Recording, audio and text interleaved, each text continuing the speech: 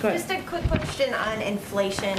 Many people believe that government spending is a big factor in the current inflation levels.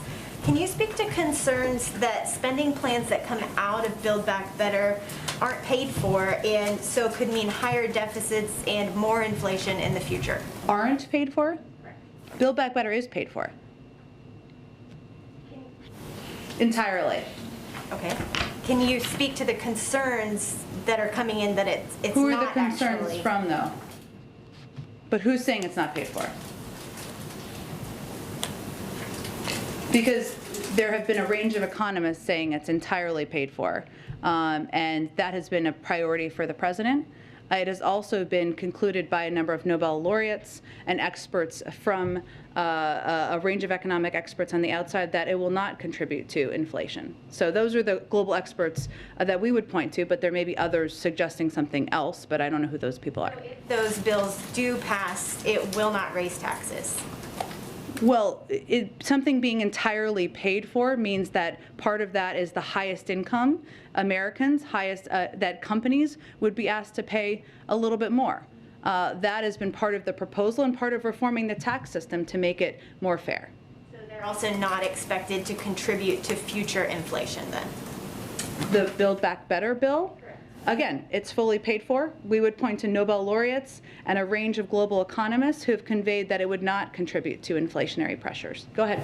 And this is why you do your homework before you unwittingly lob right-wing talking points at Jen Psaki. And that's exactly what this reporter did on 3 different points. First, she claims that spending in Build Back Better isn't paid for. Now, just so we're clear, the CBO scored this bill as costing $367 billion. The Treasury Department also offered an estimate for revenues for tax enforcement that came out to $480 billion, which would mean that there would be a net reduction in the deficit of $113 billion over 10 years, meaning that yes, not only would the bill pay for itself, but would actually result in a net surplus. But sure, let's defer to the talking points of the party that added $7.8 trillion to the debt. Sounds like they have a great handle on the nation's finances. And the second erroneous point here is that Build Back Better would contribute to future inflation, which is especially egregious considering the bill was specifically advertised highlighting the fact that 17 Nobel Prize winning economists said that it would actually ease longer-term inflationary pressures.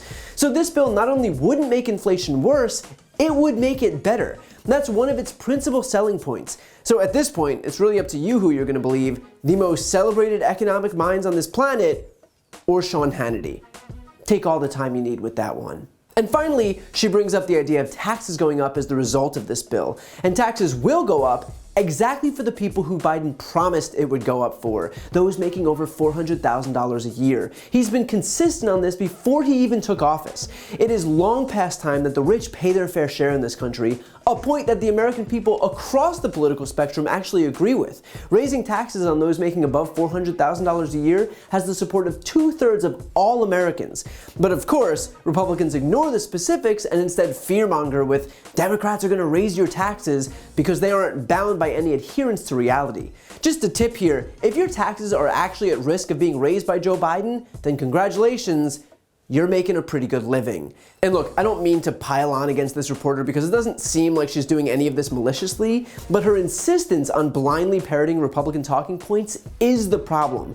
And those talking points do come from people who are doing it maliciously, who do know better, but choose to distort information anyway because they know that they operate in a closed-loop ecosystem and their viewers won't ever know any different. So if you're a journalist with the extraordinary privilege of being able to have a seat in the White House press briefing room, at least have the professionalism to vet the claims that your questions are based on. At least try not to validate Republican disinformation. If not for the benefit of your viewers and readers and listeners, then at least so you yourself aren't left speechless when the press secretary calls you out. To see more videos like this, click the subscribe button right here on this screen. And if you want to support my work, subscribe to my podcast, No Lie with Brian Tyler Cohen. I cover the most important stories each week, and my guest is always one of the top political figures, including Vice President Kamala Harris, Jen Psaki, Elizabeth Warren, Pete Buttigieg, Nancy Pelosi, Katie Porter, Cory Booker, and so many more. The podcast link is also right here on this screen, so give it a listen and subscribe on Apple Podcasts, Spotify, or wherever you listen to podcasts.